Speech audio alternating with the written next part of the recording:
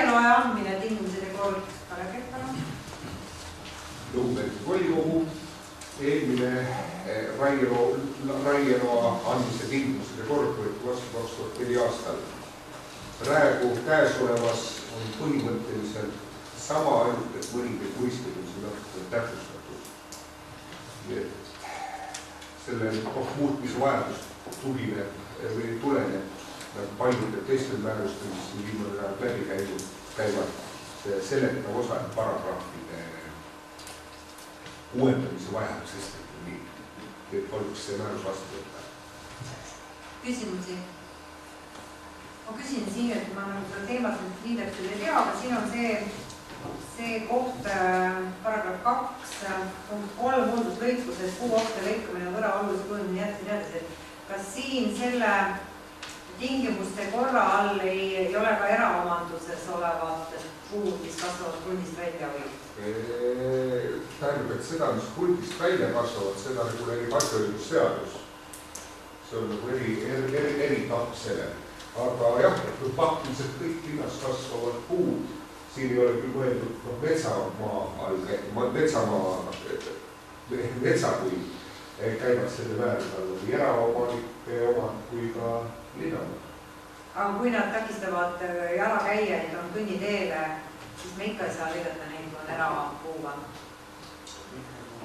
Saab, see asjaõigusseaduses on ette nähtud käik, et kõigepealt tuleb omanikku teavitada, siis kas paluda tal ise puud kärpida või paluda luba puude kärpimiseks teatud aja möödudes, kui see seaduses ette nähtud aja möödudes, kui seda ei ole kas vastatud eitavalt või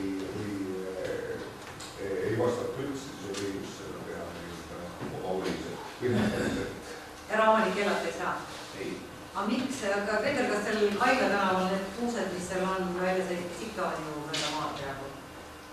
Jah, seal kõveriti on seal neid. Kogu tuli jutt, et omanik ei luba, siis tähendab, et langeks see asi ära. Ei, aga seda on varem öeldud, ma ütlen, et seal ma isiklikult helistasin sellele linnakodanikule, kelle salatpuud seal tänavale laskusid ja siis ta oli väga šokeeritud ja pahane, et kuidas me üldse loodust niimoodi julgeme külge panna ja ühesõnaga ei ole nii lihtne, et lähed ja võtad ära. Aga Kalle ütles, et ei ole probleem. Kiiri reageerimise saab.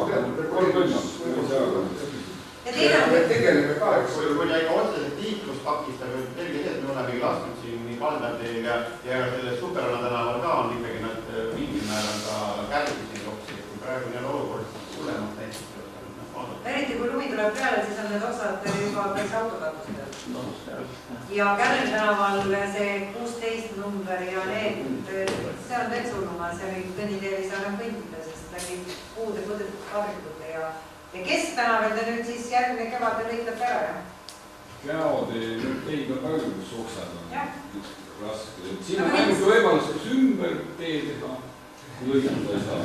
Mine teiselt poolt, see on ei noh, põhimõtteliselt seda võimalik teha ja seda on tehtud ka. Ei, ma mõtlen seda, et kui on seadus, kiri välja, kuu aega, kui ei reageeritud, 3. etapp on saanud. Kõik. Nii, võtate seal Kärli tänavast maha ja võtate seal Haiglavast maha, rohkem ma ei tea, mis ma olen küll juba 10 korda rääkida. Sest ise küsimus ongi tegelikult see, see on esteetiline küsimus ka, kui näiteks linn tõmbab nii-öelda oma poole, seda oleks parem teha ikkagi koostöös ja kujundada. Kui koostööd ei saa? No oleme teatud hetkel, mitte üksikutel, et tegelikult päris paljudel juhtudel reageerinud ka. Teinud juurde sundlõikust. Nii, kui rohkem ettepanekuid tule, siis määruse eelnõu raieloa andmise tingimused ja kord panen hääletusel, kes on eelnõu poolt, palun käega.